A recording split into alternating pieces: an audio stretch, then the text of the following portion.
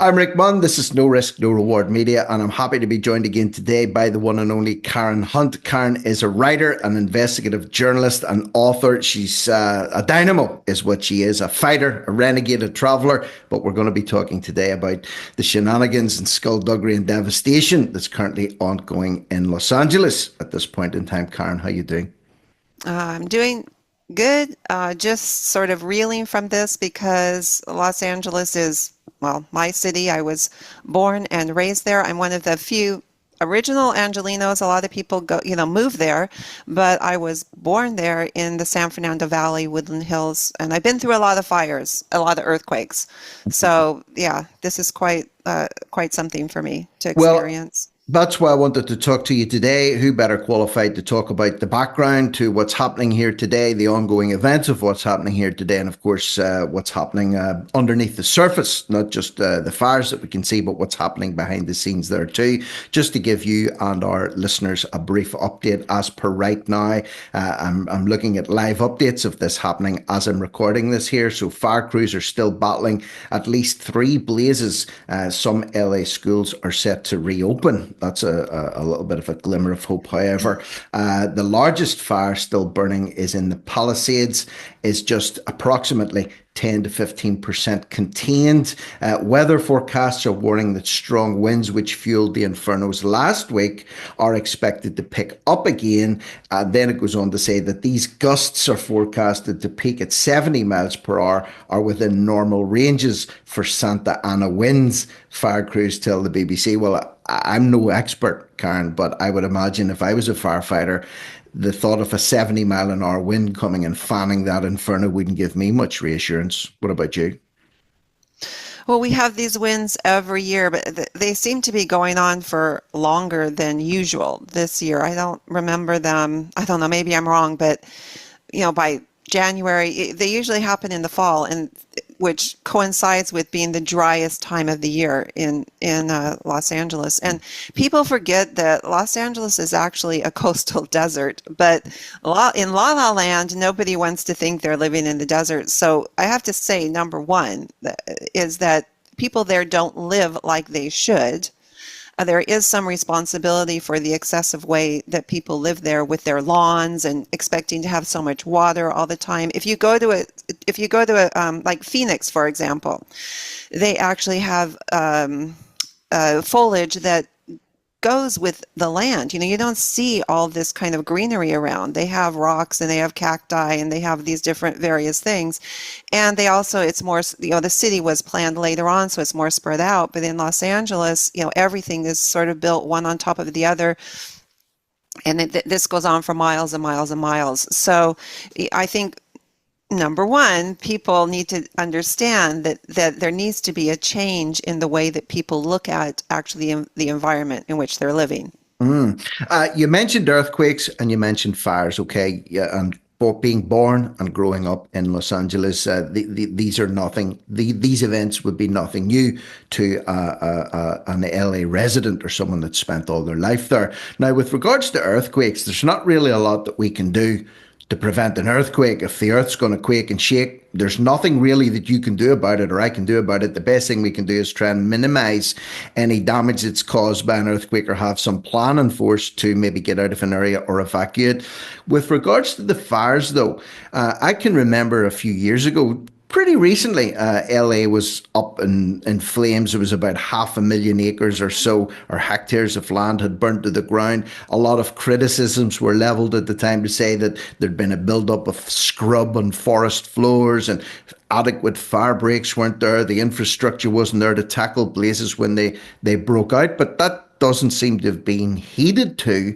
And again, I can see a lot of criticisms in and around the water levels or hydrants not being filled with water, and fire crews or budgets had been cut, and equipment had been given away to Ukraine over the last few years as well.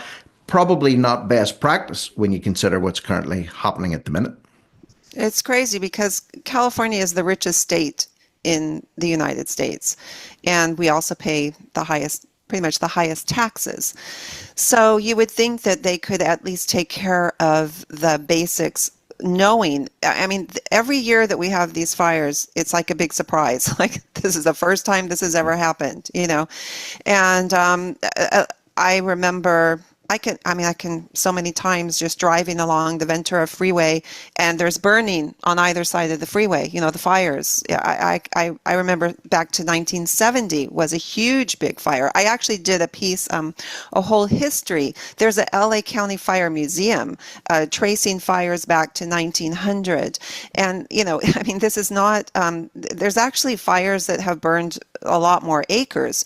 Usually the fires are out in, you know, more of the mountains, national forests, and as you mentioned, they used to take care of the land, you know, do controlled burning. My sister and I were reminiscing back to the years when we remembered seeing firefighters out doing these controlled burnings. They would do them before fire season. That doesn't happen anymore. And this past year, the governor cut the budget in California by over 100 million. And then in Los Angeles, the mayor, Karen Bass, she cut the budget for the fire department by up to something like 12 million, while adding on 2 million to the DEI budget. And sort of, you know, her big push was to, you know, diversity, equity, and inclusion. We saw that problem with the Secret Service when, you know, Donald Trump, the attempted assassination of Donald Trump. And, you know, this is not the major reason why this fire is out of control, but it's certainly a factor. If you're putting more emphasis on, you know, making sure that you have diverse firefighters rather than those who can actually do the job, that is a problem. That is putting lives at risk. So that's one aspect of it. The other is, you know, the budgets being lowered. Another thing, and it's another thing is that these fires started in very densely populated home areas. So in particular, that Pacific Palisades fire, that's a really interesting one to look at, and I'm looking at that in a little more depth in a piece that I'm writing now.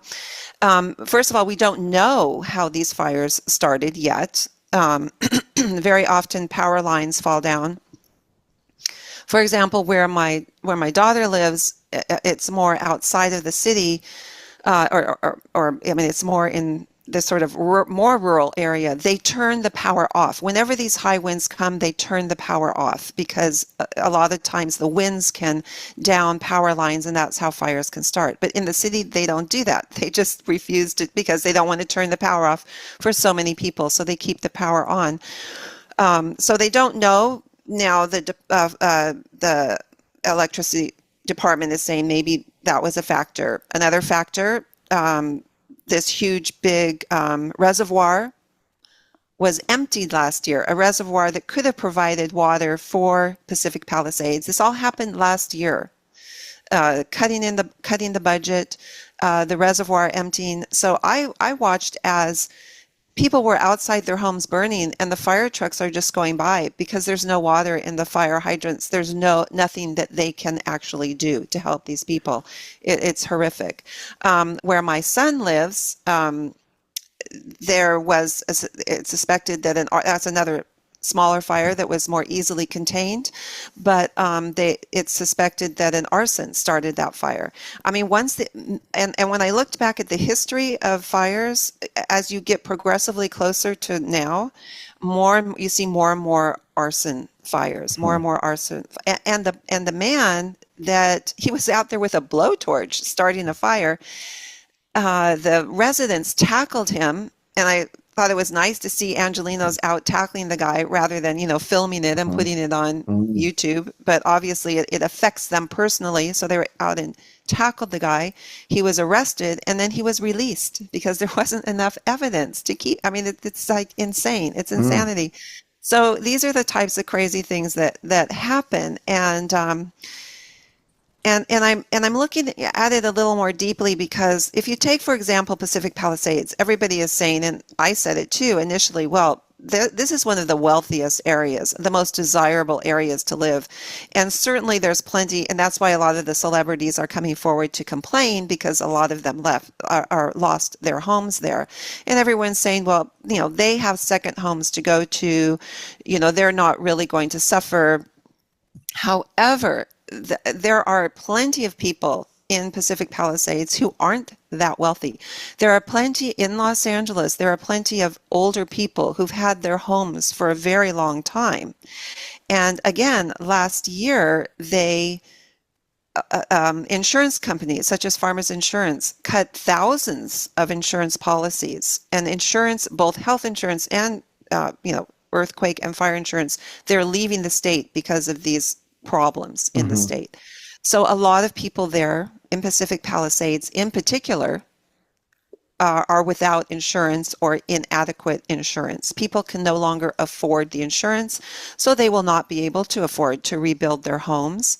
So what are they going to do? Just like the fires in Maui, just like when these disasters happened, not that long ago, we had enormous floods. The same thing happened in California. I wrote a piece about that, where people, their homes were flooded. They couldn't afford to rebuild. So what do? These companies owned by billionaires sweep in and buy up everything. And then I'm going into, with this next piece, these, creating these 15-minute cities and all of that. So, so that's basically, what's happening. In particular, very interesting, this fire in Pacific Palisades. Okay, so for those that want to read what you're writing about this, and I would encourage everybody to do it, check the description box underneath this video, and there'll be a pinned comment as well. There'll be a link through to Karen's Substack page, which she updates frequently, usually several times a week, with long pieces. And this week in particular, you're focusing on the developments that are happening in and around the fires in Los Angeles. You put a piece up a few days ago. I'm just going to take a quote from the start. It's not from you, it's from somebody, a resident in Los Angeles. I think summarizes really what's going on in a lot of people's heads here. So the piece is entitled Land of Fires and Corruption. The headline here is "The Hell That Is Los Angeles." And of course, Los Angeles means the city of angels. And, there's more than one type of angels at the minute, and it's probably not the good ones that are flying around there at the minute. But this resident quote, and I'm quoting here, he said, "What's going on in LA? Where is all the money at? We don't have enough firefighters. We don't have enough police officers. We don't have enough rescue vehicles or aircraft.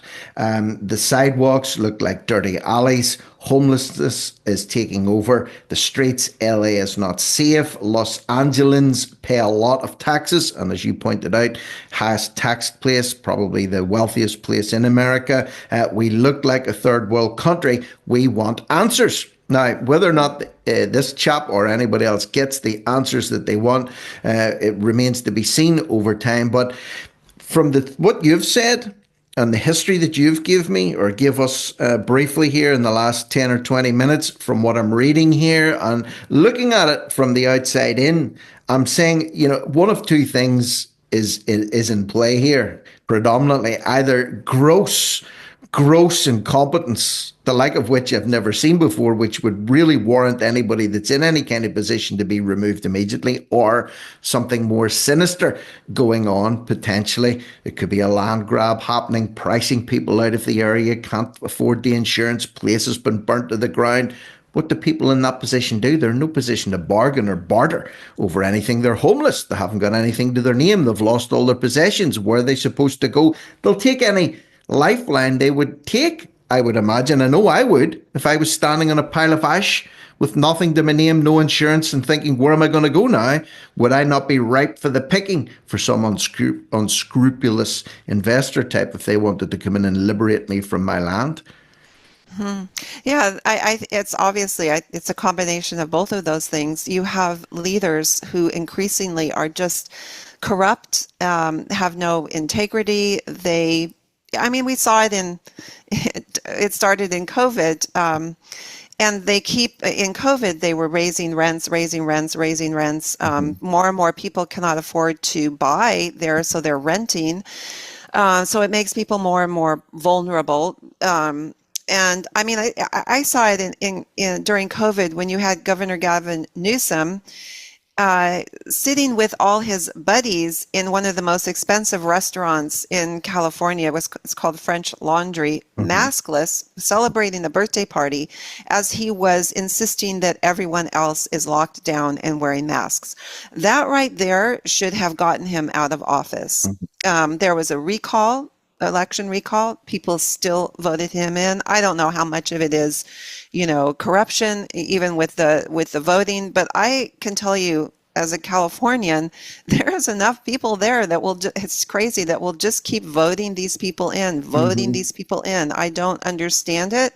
I don't know why they do it, but they keep on doing it. So there's that. The turkeys keep voting for Christmas. It would appear, and I've had so many conversations with so many people over the last 6 weeks, and it seems to be there's a type of Stockholm syndrome in voters Hmm. right across the world when it comes to governments that really are doing nothing for them at all, and in fact they're destroying their economies and destroying their social makeups, but yet they still remain in situ. Gavin Newsom is a perfect example of this. I want to look at something somebody else has said here. This has just came out today as well. Mel Gibson, the famous Hollywood actor, 69 years of age, he's being quoted now as saying the actor, the Mad Max actor, and of course they had to stick him in there as the Mad Max actor, claimed that arsonists may have been commissioned to start fires. He's sparking controversy.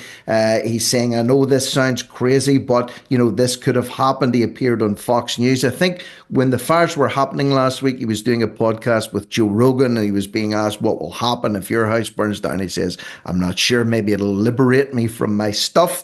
Actually, is what he said. And then after the interview, apparently he was informed, "Sorry, your place has been reduced to a pile of ash and you have now been liberated from your stuff."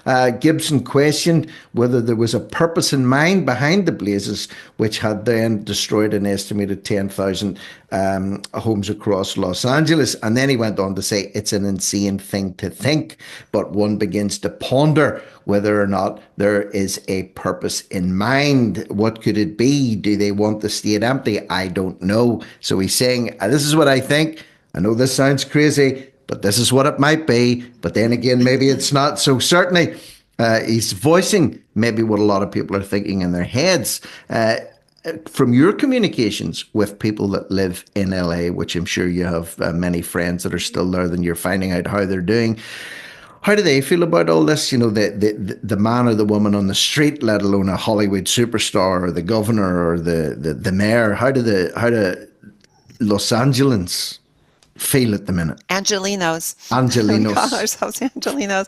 A lot of people would probably agree with Mel Gibson, but we don't, we have no proof of that. I mean, right there, my son, everybody knew about this. There's this person there. He was an arson, but it's a homeless. They say it was a homeless person. I mean, it would be very easy, and plus, we see it a lot. It's not. This is nothing new. The thing is that people, you have to be careful because people do sensationalize these Mm-hmm. things. But if you look at the history of fires, it happens all the time. Some kid starts a fire. It's so easy to do during these winds. These winds are sort of way more than usual. Um, I know these winds from my childhood. These are everybody hates these winds when it's like the highest. Also, they say that suicide rates go up during these. There are these horrible dry winds that happen in LA. I mean, it's a combination of that. I think what we have now, it's not. I mean, even our like politicians, they're corrupt. They're bought. They're all bought by people that are higher up than them. We have this billionaire class now that's so powerful, and every time there's a disaster, whether it's planned or it's just happened, they can take advantage of every disaster. So these unprecedented high winds, it sparks a fire, whatever. All they have to do is sit back and watch it, and maybe push it along somehow or whatever, and then sweep in and benefit from it. We see that happening over and over and over again.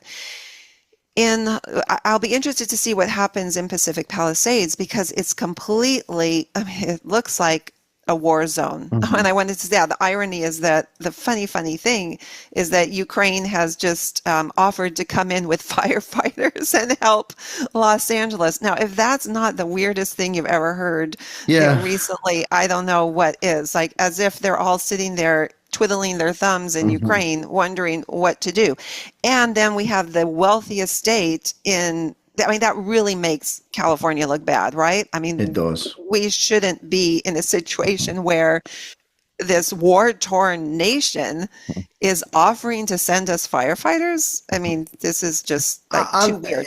it's off the back of as well, I believe, that LA did send firefighting equipment to Ukraine some few years ago, back in 2022, when everything kicked off with Russia over there. Now, Ukraine's ironically offering to send aid back again to help the Angelinos. The I mean, Angelinos. It's that bizarre. But it is. why are Ukraine? Here's the question I have just listening to you. And it ties in with my thinking on some of the other disasters that we've seen recently in America.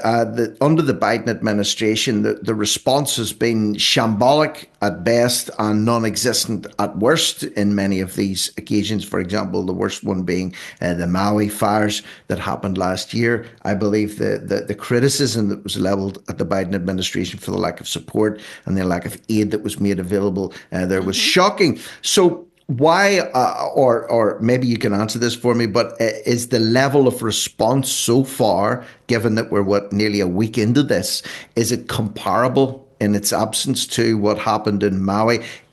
With the outgoing Biden administration, and of course Trump is due to be inaugurated in another week or so, is something being done to push the national effort in response to this? Because if aid is being offered from overseas, it doesn't really say much for California that they would have to take overseas aid to help deal with this problem when they can't deal with it domestically.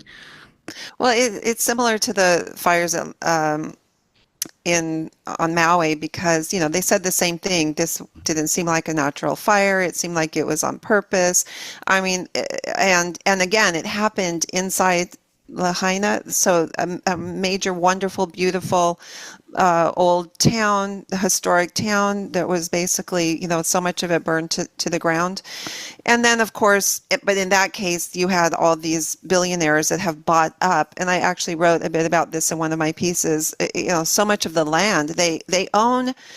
I think is it Zuckerberg or one of them, Mhm. and also Oprah Winfrey own more land than the government does in on Maui. So, and none of their properties were affected because they were outside in the country. Fires do happen, and in on Maui, and I did talk to people who have lived there, born there, and they said that it's the same kind of thing where they're not taking care of the land. They're not, this is a big deal. They do not put the money towards. It's going towards salary. Whatever Mhm. the money is going towards, it's not going towards helping the people. It's not going towards taking care of the land. The hypocrisy of saying, this is an environmental thing or it's climate change. I don't dispute that climate there's climate change, but why is there, climate change is a natural phenomenon. Mhm. Number one, it happens, historically throughout history, Mhm. of the history of this planet. And the other thing is, if we are doing things like seeding clouds, Bill Gates saying that he wants to dim the sun. Mhm. If we think that we can start messing around with our planet like that and not have consequences, and then oh goodness, and then start talking about climate change and how it's all, ordinary people's faults because they're doing too many bad things. It's not these people that are actually literally trying to change the environment. Yeah. So there's so many different factors in California. California is a place to what, it's always been a trendsetter, whatever. Um, you know, Billionaires in Silicon Valley, that's in, the tech capital of the world. It's been in Northern California. They've been quietly buying up a lot of land there to start their own city called California Forever. They're facing some resistance from residents, but they're working on that. They're going to probably get that through to create this, their utopia there. There's another thing going on in Lake Tahoe, which is one of the most beautiful. I mean, California is such a beautiful, rich state. And they're, buying up resorts there, and then they're going to shut them off to the general public. So basically, the piece that I'm writing now is about the death of the middle class. That's what we're seeing. We're seeing the death of the middle class, and even people who are millionaires who think that they're, these are the ones that are voting. Also, a lot of these people, voting for these types of destructive policies. They think that they're doing the right thing. They're going to be very sorry at a certain point. They're not powerful enough. And we were talking about before this started, you were saying how Gavin Newsome did this weird interview. I don't know, mention that because I want to talk. So I'm just this. I saw this on the timeline this morning. So he was being asked. He was at a location where in Los Angeles where you could see the smoke still smoldering behind him. So he was on set, as it were. He was on location. Hair immaculately, gel back as always, grinning like a Cheshire cat as always. Does he have any expression other than either confusion or grinning like an inane Cheshire cat? But he was there and he was being asked about legal procedures that were being put in places. He mentioned land grabs, he mentioned speculative investors, and he did this weird thing, Karen, while he was smiling, where he started moving in this serpentine fashion as he was talking about it with this huge grin plastered over his face. I'll send you the clip as soon as we finish recording this right now. But I just thought it was so weird and creepy and bizarre, at least looks solemn. Even if you've got this thing going on in the back of your head that maybe there's a buck or two to be made off the back of this, put on a face just for 2 minutes where you look like you're actually concerned for the residents of Los Angeles instead of getting excited like a child in a sweet shop. It was bizarre. If you've ever seen the best way I can describe it is if you've ever seen the video for Guns N' Roses' Welcome to the Jungle, at the start, Axl Rose is doing this weird sort of snake-like slither across the screen. That's exactly what Gavin Newsom was doing today on air, live at the smouldering wreck of somebody's house. So I don't know, something just does not sit right with this whole thing with me, and especially with him. He's a rat. Yeah, he is. He's so creepy. And I saw an interview with Karen Bass where she was asked all these very difficult questions, and she looked like she was kind of hypnotized. She just stood there and never said one word. They were asking her and she was just staring like this. With a little bit of, just staring. And if she's very worried, obviously, she, the head of the fire department, they're starting to sort of, it's a blame game. They're starting to blame one another.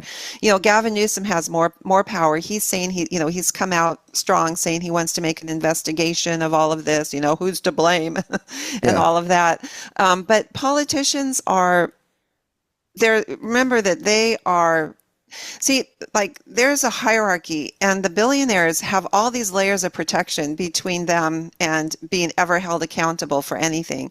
So they can always throw a politician under the bus, any politician, they can, there's always these layers of blame, or a CEO of a company, for example, in Pfizer, if they needed to throw Albert Bourla under the bus, they could throw him under the bus. Fauci, he can be thrown under the bus, if necessary. So there's a lot of levels of protection that they have.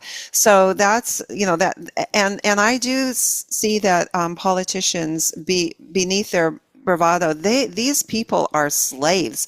I mean, it is not like those people that get to that level of power, they really don't have, they realize at a certain point they don't have power. They are owned, and they better play that game or they're dead, basically. So I sense a lot of fear in these politicians, a very, very unpleasant world to live in. Washington, D.C. is a horrible, horrible place, Another thing that I wanted to say is Donald Trump, and I'm writing about this as well next, he has a vision for, I don't know if it's a whole bunch of futuristic cities that he wants to build on federal land. And, cities that, again, these 15-minute cities, very sort of always saying, let's get ahead of China, whatever, get ahead of China, build these types of cities. So this is a plan. No more to have any type of independence. If you think about how, that's why I go back to, let's see what happens to Pacific Palisades, how they rebuild Pacific Palisades will be very interesting.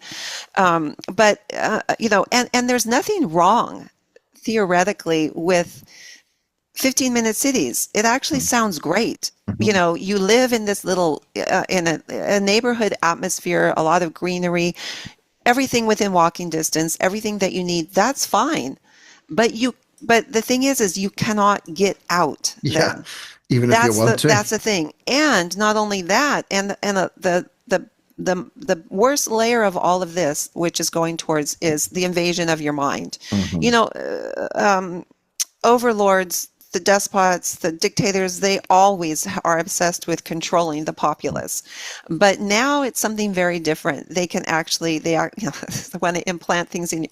So if you think about these 15-minute cities where you have surveillance everywhere, I mean, if you even breathe wrong, somebody is going to come and the drone or the whatever is going to say you need this medication, or you might be in danger of committing some criminal activity. So we need to avert that. It's at that sort of a level. It's not the same as live when I during the 1994 earthquake. I was pregnant and I was living in Century City, which is a beautiful part of I was like married not that long. And everything, you lost all ability to do anything. We lived in this magnificent condo where everything went out. You couldn't get out of the gates. You were basically stuck in there. I was pregnant. I had to go up and down stairs. You would go into the Gelson's, which is one of the most expensive stores there, and everybody is pushing each other out of the way, like filling up their shopping carts, just mean. They weren't being nice to one another as you would think they would be. And I realized at that point, I never, ever want to live in the middle of this ever again. So ever since then, I've lived on the outskirts of the city or in actual villages.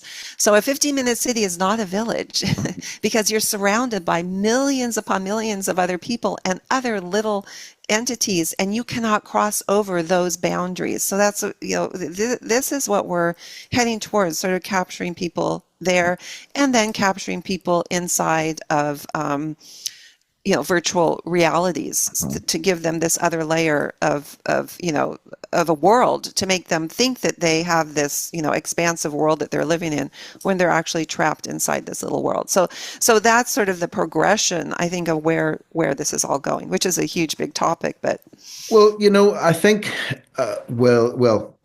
for starters, these fires haven't actually stopped yet, so we don't know what the no. full extent of the damage will be. And I think even if they were to stop today, the amount of damage that's been done has been huge. The amount of people that have been left now homeless because they've got no insurance is massive.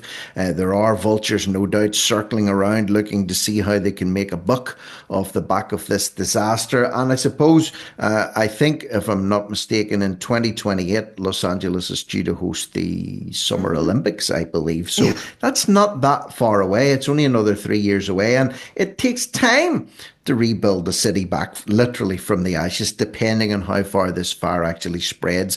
And when you factor in everything that you've said and everything that we have discussed, and of course, we don't know how this is going to pan out yet, but time always reveals all things. And I would say, within the next 6 months to a year, I would think you'll start to see a crystallization of maybe some of the theories that we're talking about today coming to pass. Hopefully they won't. Hopefully we're wrong about all this, but something deep inside tells me that there is some sinister element at play also, as well as natural forces. So I think all we can do is wait and see. And what I would say is to anybody listening in here today, obviously, we're keeping people updated. This is recorded. This is date is it, the 14th, or what date is it? I can't even The keep track of time. The 13th. 13th. So it's Monday, the 13th of January 2025. That's the timestamp for this conversation. No doubt if we talk again in a month, we'll know more information and we'll say, okay, we're right about this, we're wrong about that. But in the meantime, please check out Karen's Substack page, and the link for that will be in the description box underneath this video. Also, a link through to her social media page. You can follow her there and she will keep you updated in real time and write about this prolifically, I would imagine, over the coming weeks and months. So for now, Karen, I don't think there's anything more we can really say about it, except to say we'll be keeping an eye on it. And hopefully your family members and friends that are in LA maybe will see the light and consider leaving that place. I don't know. It's a personal decision at the end of the day, but it doesn't look, there's a lot of people leaving LA. I know that for a fact for Pastors News. So let's see what happens. And in the meantime, big thanks to you, Karen, for taking the time to come on here today. That's Karen Hunt. I'm Rick Munn. Thank This you. is No Risk, No Reward Media. And for now, this is me over and out.